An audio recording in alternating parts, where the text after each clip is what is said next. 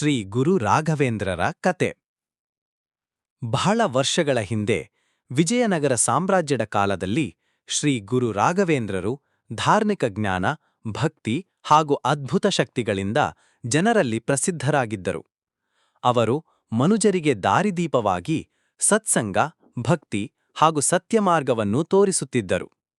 ಒಮ್ಮೆ ತಿರುಮಲೆಯಿಂದ ವಾಪಸ್ ಬರುತ್ತಿದ್ದ ಒಬ್ಬ ಭಕ್ತನು ತನ್ನ ಮನಸ್ಸಿನಲ್ಲಿ ತುಂಬಾ ಕಳವಳದಿಂದ ಗುರುರ ಬಳಿಗೆ ಬಂದನು. ಅವನ ಜೀವನದಲ್ಲಿ ಎಲ್ಲವೂ ಹಾಳಾಗಿತ್ತು. ಆರ್ಥಿಕ ಕಷ್ಟ, ಆರೋಗ್ಯ ಸಮಸ್ಯೆ, ಮನಸ್ಸಿಗೆ ಶಾಂತಿಯೇ ಇರಲಿಲ್ಲ. ಅವನು ಗುರುರ ಪಾದಗಳ ಬಳಿಗೆ ಬಿದ್ದು ಅತ್ತನು. ಗುರು ರಾಘವೇಂದ್ರರು ತಮಗಿರುವ ದಯಾದೃಷ್ಟಿಯಿಂದ ಅವನ ತಲೆಯ ಮೇಲೆ ಕರುಣೆಯ ಹಸ್ತವಿಟ್ಟು, ಮಗನೇ, ಭಯಪಡಬೇಡ, ದೇವರ ನಂಬಿಕೆಯನ್ನು ಕೈಬಿಡಬೇಡ. ನಿನ್ನ ಕಷ್ಟಗಳು ಕ್ಷಣಿಕ, ಆದರೆ ನಿನ್ನ ಭಕ್ತಿ ಶಾಶ್ವತ. ನಿನ್ನ ಜೀವನದಲ್ಲಿ ಎಲ್ಲವೂ ಸುಧಾರಣೆಯಾಗುತ್ತದೆ ಎಂದು ಆಶೀರ್ವಾದ ನೀಡಿದರು. ಅದು ನಿಜವಾಯಿತು.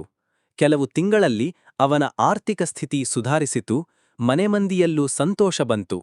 ಅವನು ಸದಾ ಗುರುರ ಕೃಪೆಯ ಬಗ್ಗೆ ಕೃತಜ್ಞತೆಯಿಂದ ಬದುಕುತ್ತಿದ್ದನು. ಪಾಠ ಅಂದ್ರೆ ಮಾರಂ. ಶ್ರೀ ಗುರು ರಾಘವೇಂದ್ರರು ನಮಗೆ ಕಲಿಸುವುದೇನೆಂದರೆ, ಭಕ್ತಿ, ಶ್ರದ್ಧೆ ಮತ್ತು ಧೈರ್ಯ ಇರುವಾಗ ಯಾವ ಕಷ್ಟವೂ ಶಾಶ್ವತವಾಗಿರುವುದಿಲ್ಲ. ದೇವರನ್ನು ನಂಬಿ ಸತ್ಪಥದಲ್ಲಿ ನಡೆದರೆ ಜೀವನದಲ್ಲಿ ಸದಾ ಶ್ರೇಯಸ್ಸು ಸಿಗುತ್ತದೆ.